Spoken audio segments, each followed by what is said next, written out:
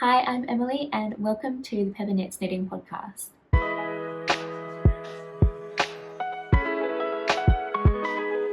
I'm a knitter based in Perth in Western Australia, and thank you for joining me for episode 13. I actually have 4 finished objects to share today, and also a new cast on, as well as some progress on another whip that I have, and I also have a little bit of acquisition as well. Let's jump into talking about what I'm wearing. This is finally my finished Lunan polo, and I test knit this for Rebecca Clow. I've spoken about it quite a bit on the podcast, so I won't go into too many details, but basically I test knit this in the second size, and it is a pattern similar to a lot of Rebecca's other designs.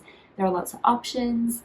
I knit the 4-ply version and with the polo neck. There's also a DK weight version, and you have the option to do a really nice round crew neck as well. It is actually designed as a summer garment, but seeing that I live in the southern hemisphere and it's winter where I am, you might even be able to hear the rain that's outside, I wanted to make it a bit more seasonally appropriate. That's why I knit this in Filcolana Arvetta, which is I think it's an 80-20 superwash merino and nylon sock yarn, and I had knit this into a garment before, but I held it with a mohair, so I was interested to see how it would look knit just by itself. I knew that this would be soft enough to wear against skin, which was my main priority when choosing a yarn. I didn't want something that would be scratchy, because I basically just wanted to wear it as a long sleeve t-shirt and not have to wear anything underneath. The other thing that I did to make it more winter friendly was to add long sleeves. The pattern just has like a regular short sleeved, like a t-shirt length. I'm really happy with how it turned out. I can put in some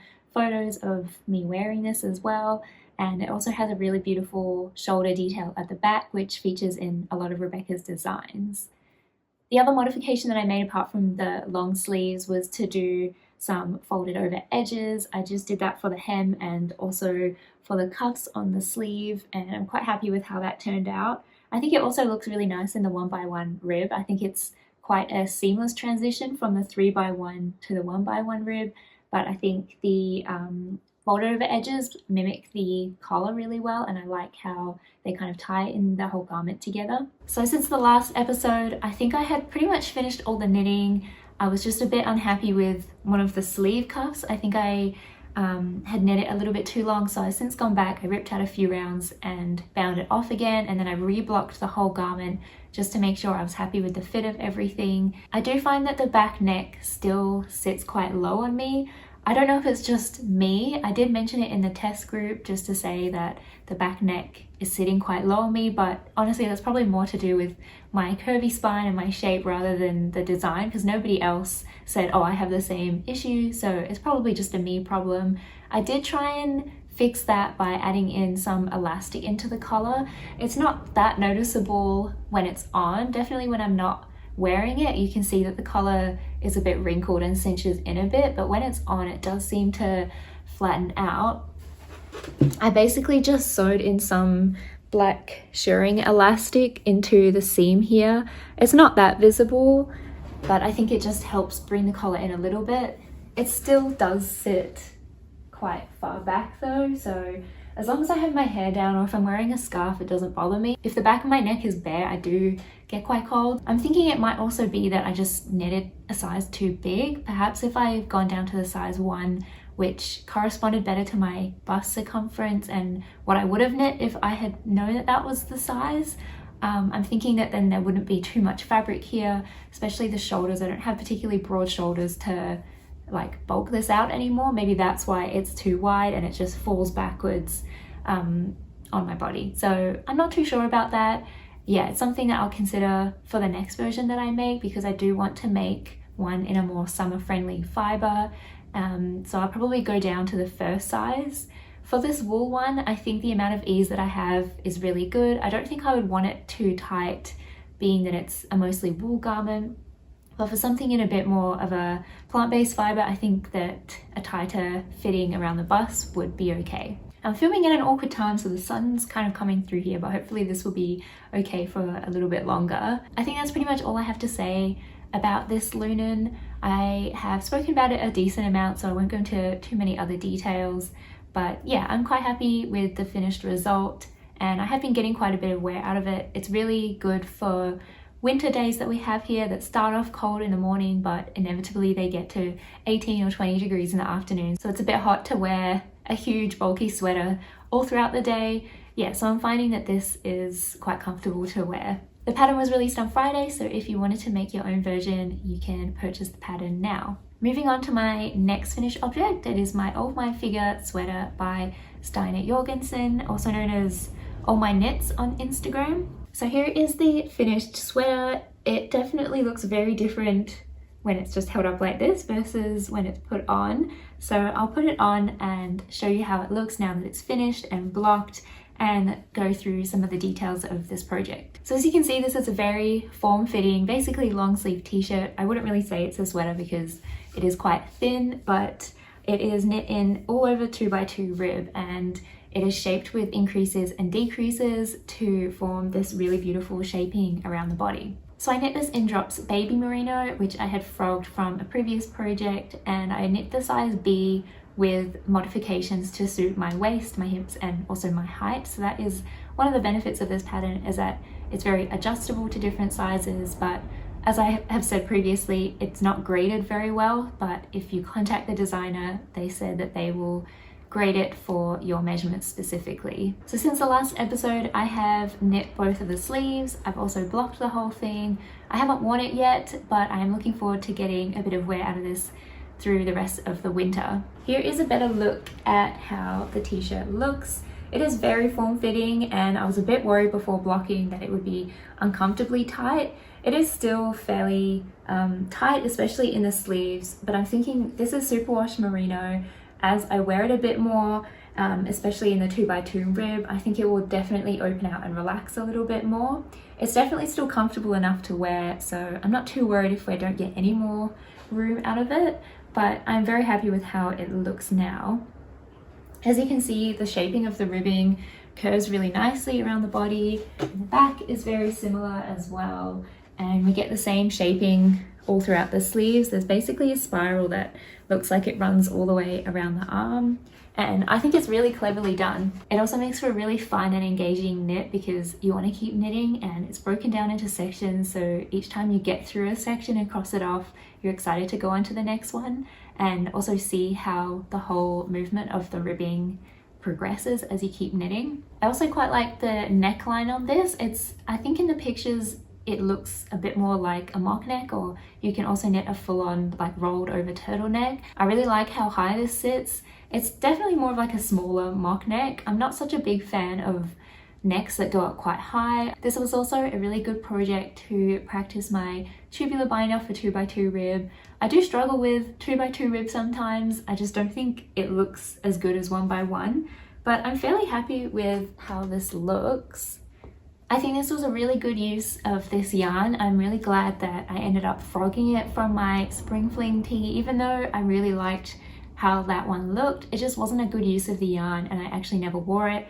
So I'm glad that I have got most of that yarn reclaimed and into a garment that I'm excited to wear, and I think this will be really nice for going out for dinners or events in the evening in the winter when I still want to look a little bit dressier, but I don't want to be cold. I also put a little tag in the back because the front and the back look pretty much the same. The main difference is that on the front you can see there are 3 columns in the middle of the knit stitches in the ribbing before the raglan, whereas on the back there is just 1. So that is the only way that I can tell the difference. There's no short rows in this technically, but I really don't feel like I miss that, especially as someone who really notices a lack of short rows, or like when there's not enough short rows in a garment. Yeah, I just don't find that I would want to add them into this. So yeah, that is basically the only way I can tell what the front and the back is, but I did go and add a sewn tag into this, which I think looks really cute, and at least then I know that I've definitely got it on the right way. These tags are from Kylie and the Machine, and I think I got them at Calico and Ivy, but I've seen them around at a lot of kind of independent fabric and yarn stores, so they should be pretty easy to find. There's probably also places online that you can get them. So after I had been knitting those 2 ribbed garments that did take a fairly decent amount of time, definitely this one took a lot of time on my needles, being in such a fine gauge, and the whole testing process and restarting as well. So after knitting those 2, I really wanted some instant gratification, quick small projects that I could also start using up some scrap yarn. And what's a better way to use scrap yarn than knitting a little Sophie scarf? This is actually the first Sophie scarf that I have made. If you're living under a rock, this is a very popular petite knit pattern that was released a couple of years ago. I don't know why it's taken me so long to make one of these. I suppose it's not something that I can see myself wearing very frequently, but I see why people do knit a lot of them because they are really fun process knit. And yeah, like I said, it's just nice to have a finished project on and off the needles so quickly. I knit this version in a leftover skein of the baby alpaca from We Are Knitters. I had a ball that had just broken into that was just sitting around from a cardigan that I had knit quite a few years ago, so it was nice to be able to get that out of my stash. Being that it is baby alpaca, it is a super soft and drapey fabric, and it has some really nice flow to it as well. This knit up very quickly, and I think I made it in only 2 days, so I see how people can knit through a lot of their odd skeins in their stash making these. I think they would make a really good gift as well, so I'll have to have a look through my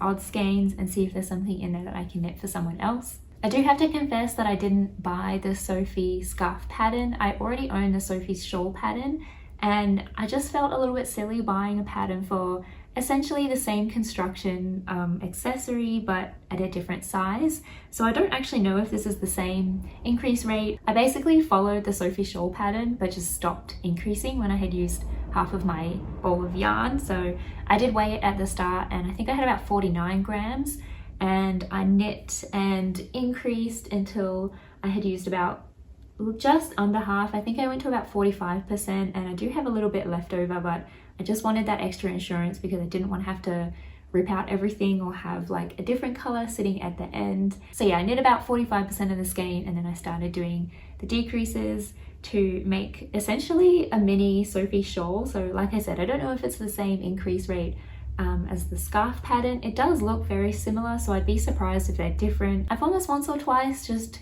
going out and about and doing things, so it is nice to have something a little bit smaller rather than a huge bulky scarf, especially if I'm driving around to a lot of places. It's nice to have something smaller when I'm getting in and out of the car and running around. I'm not overheating, but it's nice to just have a little bit of extra warmth. I think it also just looks like a really fun accessory to have. I probably wouldn't wear it with this. I don't think that really goes with the open neck, but if I'm just wearing a round or crew neck sweater or something, I think it looks really cute. I also worn this over a white turtleneck t-shirt that I have, and I quite like how that looks as well. So I'll see how much wear I get out of this. I think it's just more of like a fun process knit rather than something that I'll reach for all the time. But yes, I finally have knit a Sophie scarf, and it's only taken 2 years after the pattern was released. So my last finished object is the dumpling bag, and I have knit this out of Drop Saffron. So I frogged this cotton yarn from a tank top that I had made maybe a year or so ago and just didn't end up wearing because of the color. I could have over dyed it, but I just think 100% cotton is not really what I want to be wearing. I just find it's quite stiff, and I thought something in a bag would be a better use for this yarn. Again, this only took me I think 2 days to knit. It is a super speedy knit. I knit it on 3.5mm needles. The pattern recommends 3.75, but there are 2 reasons for that. Mainly because I don't have a really short, like 40cm 3.75mm needle, and because it is quite a small circumference, that is what I would have been comfortable knitting on. So I did go down to a 3.5mm needle. Also because this yarn is kind of like a sport-ish light DK yarn, and the pattern does recommend a DK weight yarn, so I just thought to have a bit of a tighter gauge. I don't want anything like too gapey and open for a bag and all the contents fall out. So I think it was good to go down to that needle size. The fabric is definitely not super dense, like it wasn't hard on my hands when I was knitting. So the whole bag used only 44 grams of yarn, which is a little under 1 skein. So I still have another whole skein of this yarn left, which I'm not really sure what to do with. I didn't gauge swatch or anything. I knew that it would probably turn out a little bit smaller than the intended design, but I think being a bag, it doesn't really matter too much. You can obviously swap in whatever yarn weight you want and needle size and just follow the pattern or adjust it. It is a free pattern. So here is the bag flat. It's a really simple construction. Essentially, you cast on with a provisional cast on I think I did 100 stitches, whatever the pattern says. I think it is 100 stitches. And then you just knit stockinette in a tube until you get the length that you want. And I'm pretty sure I went to the length specified in the pattern. And then you split off, cast off these stitches, and then knit the handles, and then you kitchener them to the other side. And I think I did a fairly good job of the kitchener. I think that's, yeah, that is the side that I did. And I think it actually looks pretty seamless, especially in this yarn that was really noodly because it had been frogged. I'm pretty happy with how that looks. For the bottom of the bag, because you have done the provisional cast on at the end, you can go back and either do a 3 needle bind off like I did, or you could kitchener the live stitches together. I did the 3 needle bind off just to give a little bit of extra structure there, and it felt like it would have been quicker. Probably would have taken me the same amount of time as kitchenering it, but I'm quite happy that I have that little bit of extra stability in the bottom of the bag. You could probably also do a Judy's Magic cast on for like a very seamless bottom, and then knit it magic loop. As you can see, there's one longer and one shorter strap, and then you just thread through the straps like this to have the handle. My idea for this bag is mainly to just have it as a little project bag. I think it would also be really good if you're someone who knits and walks. I think if you have one skein in here, and then you could have your hand thread through this, and then there's plenty of room there to draw through the yarn, and I think it would be a really handy bag if you are someone who likes to do that. I also think it would be really nice as a gift bag if you had knit someone a pair of socks or you have a little gift for them. I think it would be really cute to be able to give it to them in a bag like that.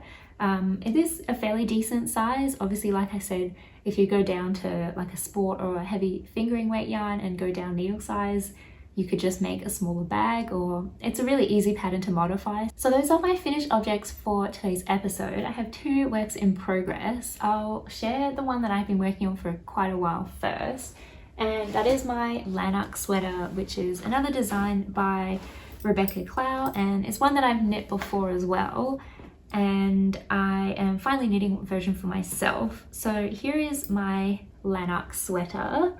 I'm knitting this in Drops Tweed in size 1, and as you can see, I'm making fairly decent progress on this.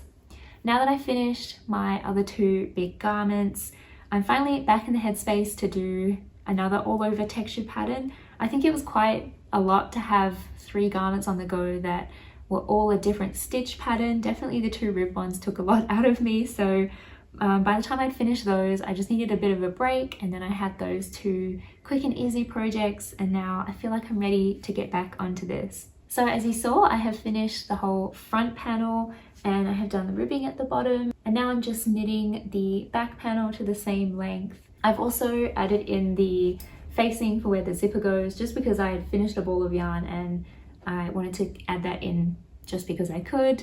So this is actually meant to be knit seamlessly. I just really don't like the way that my half fisherman's rib looks when it's knit in the round. It looks very flat compared to when I'm knitting it back and forth. I also just don't enjoy knitting it in the round, to be honest. It's not as easy of a flow for me to get into, so yeah, I'm just knitting this one flat. I also found that adding the seams into the side, and obviously you'll have one at the bottom of the sleeve, just adds a little bit of structure into the garment, especially in this yarn because it does have a good amount of alpaca in it. So it's 50% wool, 25% alpaca, and 25% viscose. So I think the viscose and the alpaca together create quite a soft and drapey fabric. So you can kind of get an idea of how this will look when it's done. It does look a little bit funny being just like a front panel, but I think it will look really nice. I'm looking forward to getting this one off the needles as well and being able to wear it. The first one I made for my sister, and every time I see her and she's wearing it, it definitely gives me a boost to get this one finished as well, because it does look really comfortable, and she says she actually gets quite a lot of wear out of her version. So once the back panel's done, I will pick up and knit the sleeves flat as well, and then all I'll need to do is seam it up and add the zipper in, and then I'll have another really nice garment to wear. The other thing also is that you can see I have stitch markers all down the side of the front panel, so I have actually been just counting the rows, mainly so I can match the front and the back to make sure that they're the same length. You are just told to knit like X number of centimeters for the body, so I thought by counting then I'll definitely get the same and on the front and the back. And also because the stitch pattern grows quite a lot, probably the yarn as well, assists in the amount of length that you get. You also get quite a bit of width, I find, when you're blocking half fisherman's rib. I did do a gauge swatch for this, so I know that my blocked gauge is matches the pattern, but my unblocked gauge is a little bit different. It's not significantly different, but it's enough, I think, when you're knitting this amount of fabric that when blocking it will obviously grow quite a bit. So what I like to do in those cases is work out the number of rows that I need to do to meet the length according to the gauge in the pattern, if that makes any sense. So if the pattern says like 10 rows is 10 centimeters, then I know that each row will be a centimeter. So if I need to knit 30 centimeters, then I need to knit 30 rows, and I count them that way instead. So then I know that I'll get a good length when it's blocked, rather than having to estimate that or guess it and then block it and realize I've gone way overshot it and gone too long and have to rip back, or the other way and have to add more at the end. By doing it this way and counting the rows, I can be confident in the length and bind it off and then block everything, rather than doing a block before the bind off and then adding a bit more and then being too lazy to block it again. That's something I found really helpful, especially in garments like this where your blocked and your unblocked gauge can be quite different. So my final work in progress is a new cast on, and it is another pair of socks and a pair of colourwork socks. So I'm knitting the Jolly Jellyfish socks by Charlotte Stone, which I think is one of her very new pattern releases. It is a set that comes with 2 variations, and I'm knitting the ones with the little starfish on them, and I've actually knit the entire first sock. So I'm knitting these for my boyfriend. He loves fish. He has 2 fish tanks and has actually got 2 starfish in one of them. So when I saw these, I thought he would really love them. And he has kind of been hinting at getting another pair of socks, so I thought this would be a really good one for him. And I really love knitting colourwork socks. I find them really fun. I think it's a good way to knit in colours that I would never pick for a garment. The colour scheme for this is heavily drawn, pretty much exactly copied from Charlotte's version. So I'm using this Opal 4-ply sock yarn, which I have not used before. I've used some sock yarn from Opal, but not this exact one. And I really like it for colourwork socks. The Cascade Heritage yarn that I used to knit my Sasky socks is just very soft and slippery, and I don't think it really lends itself well to colourwork motifs. I think the stitches just kind of mush together too much, and you don't really get a good enough stitch definition to really see a colourwork motif that well. I'm quite happy with how the stitches look in this yarn. This is unblocked, and I'm quite happy with how my tension is looking. Because I knit these magic loop, where the join of magic loop is, it doesn't look so good at the moment, but most of the time that blocks out pretty evenly, and if it doesn't, it's honestly just a sock, so I'm not really that fussed about it. I'd rather knit colourwork on magic loop rather than tiny circulars, because I will knit this English style, and I just find that using the really small, like 20 centimeter cables will really hurt my hands. I'm knitting the biggest size in the pattern, which is 72 stitches, but I really like the way that Charlotte's patterns are written. This is the second colourwork sock pattern that I've knit of hers. The first one was in the 52 weeks of socks, which is the Hollingbourne socks, but this is the first time I've knit one of her like PDF patterns. Because this pattern is a combination of colourwork and then also plain stockinette, you do actually increase your stitch count for the colourwork portions and go up a needle size. So the whole sock, except for the colourwork here and also the bit down at the toe, is knit on a 2.25, and then I went up to a 2.5 for the colourwork, and like I said, increase my stitch count, and then decrease it at the end, knit this portion, and then also increase and decrease even for this bit here. And I'm really happy with doing that. I think it looks really good. Obviously the ribbing at the cuff does cinch in, but for the rest of the sock, I think it evens everything out perfectly. Like I said, I knit colourwork English style on magic loop, but for the stockinette part, I have been knitting it continental, and my tension for the 2 types of knitting are very different. I'm very loose when I knit continental versus being quite tight when I knit English. So I've really found the technique of increasing and going up a needle size has pretty much perfected the difference in gauge. I can even see that the stitches, like the size of the stitches, looks very even in between the stockinette and the colourwork, and obviously when it's blocked as well, I think that will be even better. So I think that's a technique I might steal for other colourwork socks that I'm knitting in the future that aren't Charlotte's patterns. I assume that's something that she must do for all of her colourwork socks, but yeah, it's definitely a technique that I think will really help with the fit and just the overall look of my colourwork sock knitting. I do find that I'm struggling a little bit with, like I said, the turn and the magic loop. I just struggle to get floats. Like this starfish here looks a little bit funky. Yeah, I do just struggle with tensioning floats across the gap in magic loop. It's not that big of a deal, to be honest. I think it will block out pretty much evenly anyway. And I have seen some reels and I've like heard people say that you can always move where the turn of the magic loop is, like a few stitches every few rounds. I'm just too lazy to do that, to be honest, especially when you're working with multiple strands at once. It can be a little bit annoying to have to keep doing that.